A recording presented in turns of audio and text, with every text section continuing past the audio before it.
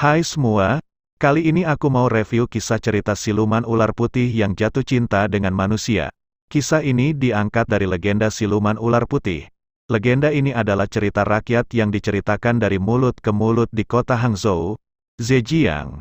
Tapi sebelum lanjut jangan lupa subscribe ya biar Mimin tambah semangat uploadnya. Di awal film terlihat seorang kepala biksu dan muridnya. Mereka sedang berburu siluman yang mengganggu manusia. Akhirnya salah satu siluman berhasil ditangkap dan dikurung dalam penjara pagoda Leifeng. Sementara itu, di tempat berbeda dua ekor siluman ular putih dan hijau sedang bersantai. Dari kejauhan mereka melihat orang-orang yang sedang mencari rumput-rumput herbal. Kemudian siluman ular hijau pun iseng mengganggu salah seorang dari mereka, sehingga menyebabkan pemuda itu jatuh dari atas tebing ke danau yang dalam. Melihat hal itu siluman ular putih pun berubah jadi manusia, dan menolongnya. Siluman ular putih memberikan sebagian energinya untuk menyelamatkan pemuda itu. Singkat cerita, akhirnya pemuda itu sadar, dan mencari wanita yang telah menyelamatkannya. Tapi teman-temannya berkata bahwa mungkin dia menghayal. Dari kejauhan siluman ular putih pun memperhatikannya. Sekarang kita kembali ke Biksu Fahai dan muridnya. Mereka kembali melanjutkan perjalanan untuk berburu siluman. Mereka menumpang perahu Susian, pemuda yang ditolong siluman ular putih. Sementara itu di tempat siluman ular putih, dia sedang memikirkan Susian. Nampaknya, dia jatuh cinta dengan pemuda itu. Siluman ular hijau dan binatang lainnya pun ikut menggodanya. Siluman ular putih lalu mengajak siluman ular hijau untuk menemui Susian kembali. Kebetulan malam itu ada festival lampion. Biksu Fahai dan muridnya juga ada di sana untuk berburu siluman. Muridnya memegang sebuah alat untuk melacak keberadaan siluman. Mereka lalu berpencar. Saat berjalan siluman ular hijau berada dekat muridnya. Lalu alat itu bergerak. Sang murid memperingatkan gadis itu agar berhati-hati karena ada siluman. Awalnya siluman ular hijau mau melukai sang murid tapi niat itu dia batalkan. Singkat cerita mereka akhirnya menjadi akrab. Akhirnya, siluman ular hijau bertemu dengan Susian dan berkata, bahwa kakaknya ingin bertemu dengannya. Namun Susian tidak menghiraukannya, dan kemudian pergi. Karena kesal siluman ular hijau pun mengerjainya. Dan singkat cerita akhirnya Susian pun bertemu dengan siluman ular putih. Tetapi karena belum kenal Susian tidak menghiraukannya. Susian berkata dia tidak mungkin cinta dengan wanita lain. Karena ada wanita yang dicintainya. Mendengar itu siluman ular putih pun murung dan berkata, ceritakan padaku bagaimana wanita itu. Susian pun sebenarnya tidak tahu pasti, di mana gadis itu berada. Namun dia mengingat kalau gadis itu pernah menyelamatkannya. Mendengar itu siluman ular putih pun senang, dan mendorong Susian kembali ke dalam air. Yah, akhirnya kisah lama terulang kembali hehehe. Di tempat lain, siluman ular hijau kembali mendekati murid Biksu Fahai, lalu alat deteksi siluman itu kembali bergerak. Siluman ular hijau pun memberitahu murid Biksu Fahai, kalau ada siluman kelelawar di atas kapal festival. Dan tanpa menunggu lama dia pun langsung menyerang ke atas kapal. Semua siluman kelelawar berhasil dia kalahkan. Namun ternyata, pemimpin siluman kelelawar itu ada di bawah kapal. Dan langsung menarik kakinya, dia pun dibawa terbang, karena takut dia pun membunyikan lonceng, dan meminta bantuan pada Biksu Fahai. Biksu Fahai pun berhasil menolongnya, dan bertarung melawan pimpinan siluman kelelawar. Ternyata muridnya sempat terkena gigitan, lalu Biksu Fahai membawanya ke kuil. Di tempat berbeda, Susian masih tidak percaya, kalau dia bisa bertemu kembali dengan gadis yang diimpikannya. Kemudian Susian mengatakan ingin melamarnya dan bertemu dengan kedua orang tuanya. Mendengar itu siluman ular putih merasa sangat senang. Sekarang kita kembali ke murid Biksu Fahai. Akhirnya dia sadar namun ada yang aneh pada tubuhnya. Dia berubah menjadi siluman kelelawar. Sementara itu, siluman ular hijau mencari tempat untuk dijadikan tempat lamaran. Dia merubah bangunan tua menjadi bagus. Saat hendak melihat ke dalam, dia kembali bertemu dengan murid Biksu Fahai yang hendak bunuh diri. Namun siluman ular hijau pun menghalanginya, dan membongkar rahasia kalau dia juga seorang siluman. Akhirnya, Susian dan siluman ular putih pun tiba di rumah yang sudah dirubah siluman ular hijau. Mereka pun disambut oleh keluarga siluman ular putih, tapi ternyata, mereka adalah hewan-hewan yang sudah dirubah oleh siluman ular hijau. Kejadian-kejadian lucu pun terjadi di meja makan. Walau merasa aneh, Susian tetap menyatakan niatnya untuk menikahi Pai Suchen, atau siluman ular putih. Saat selesai menyatakan isi hatinya pada Pai Suchen, tiba-tiba siluman ular hijau pun membuat Susian pingsan. Itu karena, semua keluarganya sudah kembali ke wujud aslinya. Di saat bersamaan, Biksu Fahai pun datang. Siluman ular hijau menyuruh siluman ular putih untuk pergi. Sementara itu dia mencoba untuk melawan Biksu Fahai. Saat siluman ular hijau akan ditangkap, tiba-tiba mantan muridnya datang menghalangi. Bahkan Biksu Fahai sangat terkejut, dan mengajaknya kembali.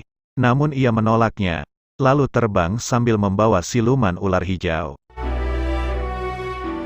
Susian dan Pai Suchen akhirnya menikah. Maka terjadilah yang mereka inginkan. Sampai suatu hari, kota tempat mereka tinggal, dilanda penyakit aneh yang hampir membunuh semua penduduk yang tinggal di situ. Susian berusaha menolong, dengan memberikan obat ramuan yang dibuatnya. Biksu Fahai mengingatkannya kalau itu penyakit karena siluman. Saat kembali ke rumah, Susian kembali meracik obat, dan meminta pertolongan Pai Suchen untuk menjaganya. Karena kasihan, Pai Suchen memberikan kekuatan hayatinya tanpa sepengetahuan Susian. Sampai suatu hari, akhirnya Biksu Fahai menemukan dalang penyebab penyakit itu. Ternyata, penyakit itu karena siluman rubah. Biksu Fahai pun bertarung dan berhasil mengurung siluman rubah. Di tempat berbeda, Pai Suchen tetap membantu suaminya, meracik obat dengan kekuatan hayatinya, sehingga membuatnya sedikit lemah. Sementara itu, Susian membagikan obat yang diraciknya pada masyarakat. Mereka sangat senang. Bahkan, salah seorang menawarkannya pada Biksu Fahai. Namun, Biksu Fahai tahu apa isi ramuan itu.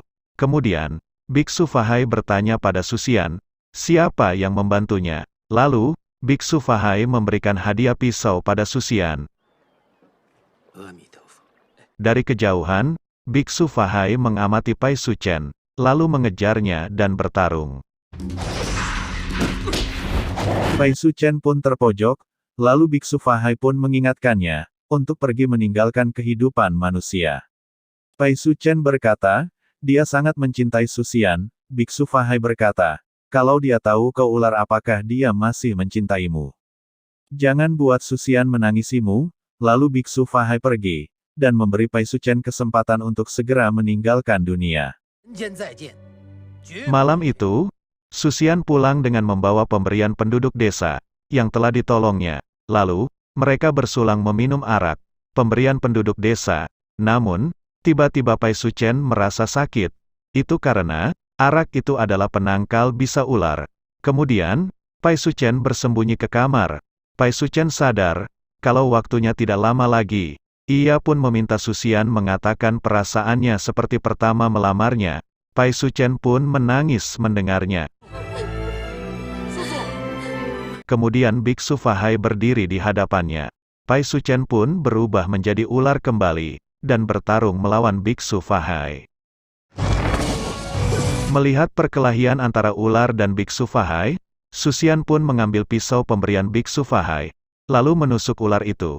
Saat Pai Suchen melihat yang menusuk adalah Susian, ia pun menangis, lalu pergi. Susian pun bertanya pada Biksu Fahai, apakah ular itu telah memakan istrinya? Biksu Fahai pun mengatakan bahwa ular putih itu adalah istrinya. Susian pun menangis saat mengetahui hal itu. Sementara itu, siluman ular hijau berniat memberikan sari hayatinya untuk menolong Pai Suchen. Namun hal itu ditolaknya. Siluman ular hijau pun merasa sangat sedih, karena, gak lama lagi pasti Pai Suchen akan mati. Di tempat berbeda, tikus memberitahu Susian cara menghidupkan Pai Suchen kembali. Akhirnya, Susian pergi mencari tanaman itu ke pagoda Lei Feng. Saat memegang tanaman itu, tiba-tiba tanaman itu menjadi banyak, dan menyerang Susian. Susian pun ingat perkataan tikus itu, bahwa tanaman itu tidak bisa dibakar. Singkat cerita, tanaman itu berhasil diambilnya. Namun, akibatnya semua siluman yang dipenjara terlepas. Biksu Fahai pun datang. Lalu Susian memberinya kepada tikus itu. Tikus itu pun membawanya pada Pai Suchen. Semua siluman berhasil ditangkap, namun mereka menguasai tubuh Susian. Biksu Fahai dan semua para biksu berkumpul untuk menyelamatkan Susian. Namun, tiba-tiba siluman ular putih dan siluman ular hijau datang menjemputnya. Biksu Fahai mengatakan, Susian sedang dikuasai para siluman dan sedang berjuang antara hidup dan mati. Akan tetapi, Pai Suchen berkeras hendak membawa Susian, sehingga terjadi perkelahian antara Pai Suchen dan Biksu Fahai. Bahkan, Pai Suchen berkata, kalau dia tidak bersama Susian, maka dia akan membuat desa banjir. Banjir pun terjadi, dan Biksu Fahai bertempur melawan kedua siluman ular itu. Air pun menenggelamkan pagoda itu. Namun, biksu-biksu masih tetap membaca mantra. Siluman itu mencoba mendobrak pintu. Mereka juga dibantu gerombolan tikus, untuk mengganggu konsentrasi para biksu. Dan akhirnya, Pai Suchen pun berhasil membawa Susian. Tetapi itu justru menghapus semua memori ingatannya pada masa lalu.